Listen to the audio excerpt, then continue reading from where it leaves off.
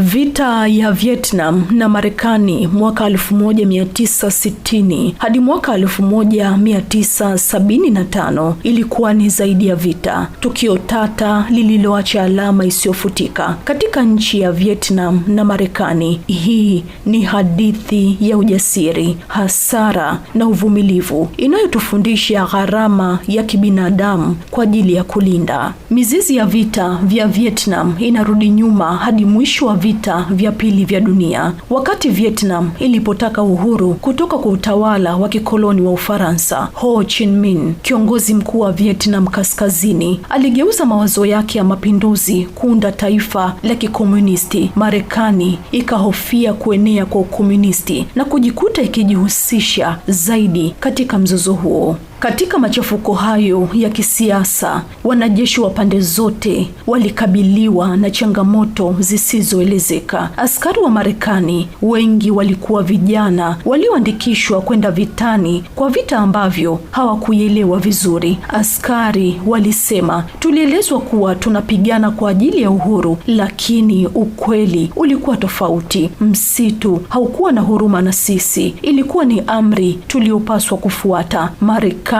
walijiamini, wakitegemea historia ya vita vya pili vya dunia, lakini Vietnam haikuwa uwanja wa vita wa kawaida, ilikuwa tanuru la kijani. Kando na hilo, askari wa Kivietnam walipigania ardhi yao, wakiamini kuwa mapambano yao ni ya kutafuta uhuru wa kitaifa. Askari walihamasishwa kwa upendo wa nchi yao. Kila vita ilikuwa hatua kuelekea siku zijazo wanazoziamini, ingawa walikabiliwa na mashambulizi yasiyo ya kawaida. Nyumbani, vita ilisababisha maandamano makali na kugawanyika kwa jamii ya Marekani. Familia zilichakazwa wakati wapendwa wao walipokuwa vitani, na harakati za kupinga vita zilienea kwa nguvu. Raia walikosa uvumilivu wa kusimama na kuangalia. Walipanga maandamano, kufanya mikutano na kutumia njia yoyote ili kuonyesha upinzani wao. Marekani haikushindwa tu kijeshi, ilishindwa pia vita ya hisia. Mabomu ya kemikali zilizoteketeza mazao zilifanya raia wa vijijini kuwa maadui wakubwa. Ukweli unabaki, kwa upande wa Vietnam Kaskazini ulikuwa ni kitu ambacho dola haiwezi kununua: ari ya kufa na kupona kwa ajili ya ardhi moja. Na hapo ndipo Marekani iliposhindwa. Vita vilipofikia tamati mwaka 1975, kuanguka kwa mji mkubwa zaidi Vietnam, Saigon, kulikuwa na mabadiliko makubwa. Vietnam ikawa chini ya udhibiti wa kikomunisti, lakini makovu ya vita yalikuwa makubwa, hali iliyowabidi kuanza tena kujenga upya taifa. Vita vya Vietnam havikuwa tu mapambano kati ya mataifa, ilikuwa ni uzoefu wa kibinadamu unaojumuisha ujasiri, huzuni na uvumilivu. Tunapofikiria kuhusu simulizi hizi, inakuwa wazi kwamba hata jeshi imara haliwezi kushinda taifa linaloona mgawanyiko wake kama jeraha.